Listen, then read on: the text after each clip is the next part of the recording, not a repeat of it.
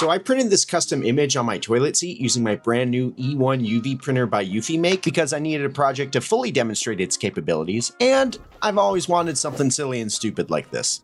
If you're not familiar with UV printers, this is basically how it works. Instead of using regular ink like an inkjet, it uses UV curable ink. Go figure. It shoots down a layer and then it gets hit with a UV light which hardens it. And once that ink dries, it can stick to just about anything. I'm talking wood, ceramic, plastic, glass. It can even stick to L200, also known as EVA foam. Now, I've never worked with any kind of machine like this before, and if you're watching this video, you're probably just like me. So before I make this abomination that'll make my girlfriend absolutely hate going to my bathroom, I'm gonna start out small while I figure it out and make something that every single Star Wars fan wants in their house. Lego Star Wars character coasters. This is a great way to test out the accuracy of the onboard camera, because how this works is you have a camera that basically scans the entire print bed and lets you know where your material is. And then in the software, that's just where you place your image. But that's not the only thing it scans. Now, the thing you're printing on doesn't have to be an even surface. It uses dual lasers to measure the surface of your material. It compensates for height variations across your material. The lasers generate a height map so it can adjust the nozzle and the UV curing distance. Speaking of height map, the software can create bump maps of your images too, and it can 3D print in texture. For my first test, I'm going to use that feature and see how it comes out. Now, this isn't a great first test for a couple of reasons. One, I was a little bit off on the placement of the thing. And two, you can see the AI kind of made it really weird with the texture because we have this really big bubble on the helmet. It's just really wonky. I'll retest the 3D texture feature a little bit later because right now I want to dial in how I get it centered. So I placed it dead center in the software, but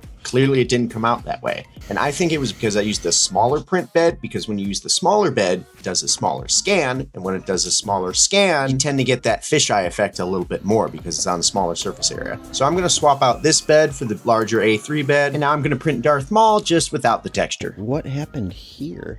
Because I'm not printing in texture, this printed much faster. It was only about 5 minutes, and I was dead center on the mark. But as you can see, it came out faded because I forgot to turn the opacity back up. But that's a quick fix, and I'm just gonna run it again on top of the same coaster. And now I'm able to tell the camera is relatively accurate as far as placement's concerned, but the colors are a little bit faded here. Now, when it comes to printing anything in color, you don't expect the colors to be 100% accurate to what you see on screen versus what you get. But the downside here is I don't really have a way to change the colors of the images I drag in the software. Like if I'm gonna bring in an image, I have to change the colors in like Photoshop and then bring it back in if they're not that accurate. But I'm sure that change will come with time. So I printed a couple more coasters, including Boba Fett, and after doing the Macarena for 10 minutes, they were all done. This one came out significantly better than the first. Now I'm gonna run a test on the texture tool before I go ahead and print that toilet seat. Now, this image is already kind of blurry because it's a screenshot, but they have an AI upscale option here. And look at that difference. With the image upscaled, I'm just gonna go on and click it and click relief texture, and it'll go ahead and create a texture and a bump map. I'm able to get a preview here of what that'll look like.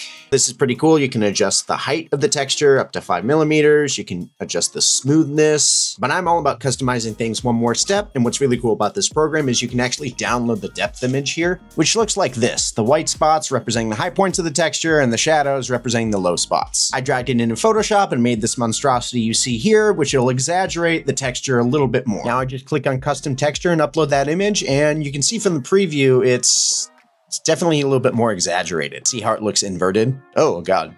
Okay, let's put that back. But this is good because I want a big contrast because this is gonna be a lot smaller. So here it is printed. I accidentally just dropped it right here. So, you know, just disregard that. But yeah, the texture is interesting. You can definitely see the layer lines, mainly because this is just such an exaggerated piece with that bump map. For the toilet seat, I'm gonna adjust the depth map, but not as exaggerated. Now I'm gonna jump on actually printing on the seat, but because this is really big and ink is expensive, I'm gonna try a little DIY way to make sure it's all lined up. So after I scanned it in the software, I printed out these white dots where I thought the top and bottom would be, just to mark the accuracy of the camera. It ended up being pretty accurate and did a little texture preview. Now, because this is so big, you're not gonna see a lot of variation here, especially since the depth map is almost completely white. So from there, I brought in this image I changed in Photoshop. So like with the magnet, I edit my own depth map. I just don't make it as extreme this time. Now with everything aligned and the texture how I want it, hopefully this is just a one and done pass. Now this takes several hours to get done. But after I leave it overnight,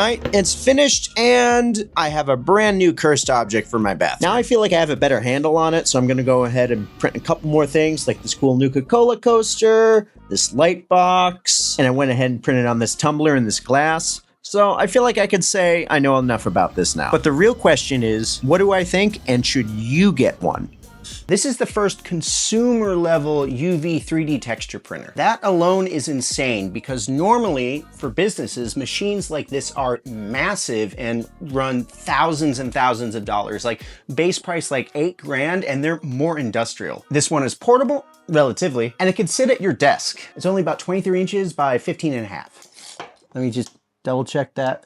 Yeah, I was right. The best part, which I have a little criticism that I'll go over more, is that it's fully automated. Now, this is why that's important. The reason we haven't seen anything like this before is that the industrial machines require tons of maintenance. They gotta be cleaned regularly, they have to be cleaned a special way, and if they're not, then the whole machine is just a hunk of trash. This has an automated self-cleaning system, as well as an automated bed level, and the software is very intuitive. That all being said, these are my biggest criticisms with the E1. Also, keep this in mind that this is the first time I've ever used any kind of machine ever like this. Most obvious being the price. Right now, the basic bundle for one of these guys is $2,300. It's enough to make the average consumer go, ugh. But hear me out. This is the first consumer level UV printer of this kind. And like I mentioned before, the industrial versions of this guy are significantly more expensive. So in comparison, this is a good deal, but it depends what you're using it for. Now, I'm a full-time content creator and I'm a prop maker in the film industry. I need a lot of different tools. I see this and I'm like, this is something that's great to have when I need it.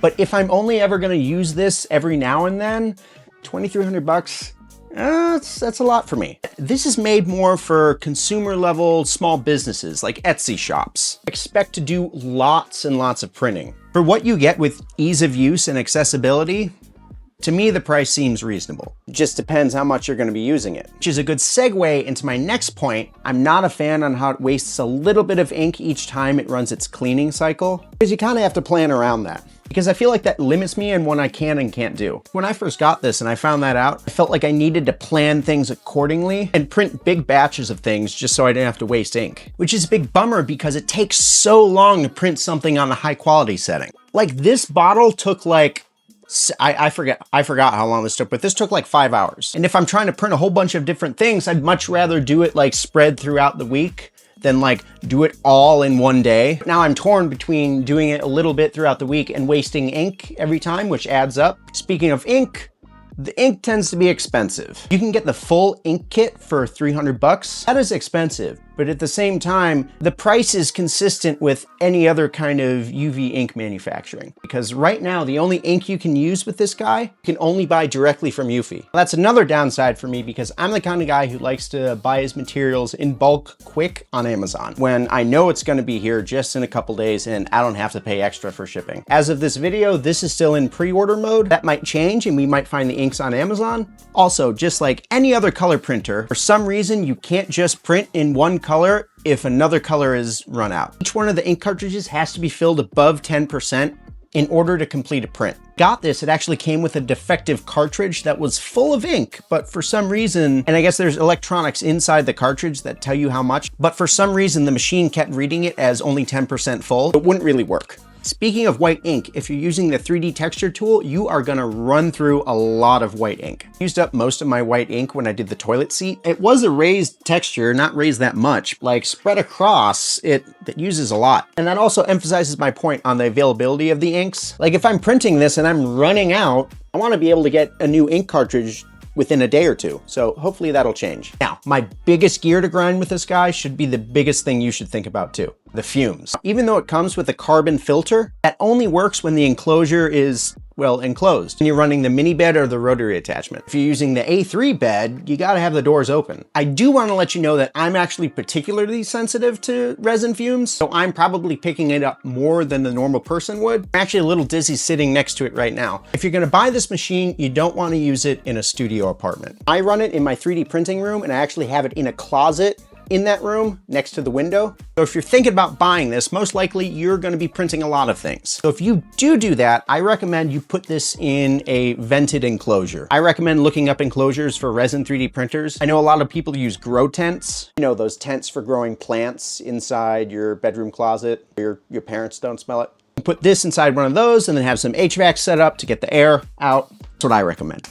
Overall, the E1's a decent machine. Artists and creatives, especially those who are running a small business, I recommend this. Now, if you're a student or maker and you're branching out in new technology and curious about this, I'd recommend contacting your local makerspaces to see if they have one of these so you can test it out first. While the interface is very user-friendly, it takes some getting used to. It helps if you have a background in graphic design or printing, but overall this machine is made for beginners. If you're interested in pre-ordering or buying this, please click that link below. It helps me and my channel grow. I'm gonna be a typical YouTuber, gonna flex my muscles a bit. Ask you to hit that like and subscribe button. If you wanna see me make real cool stuff, follow my Instagram, TikTok, and Facebook pages. Thank you, Eufy, for sponsoring this video, and I'll see you next time.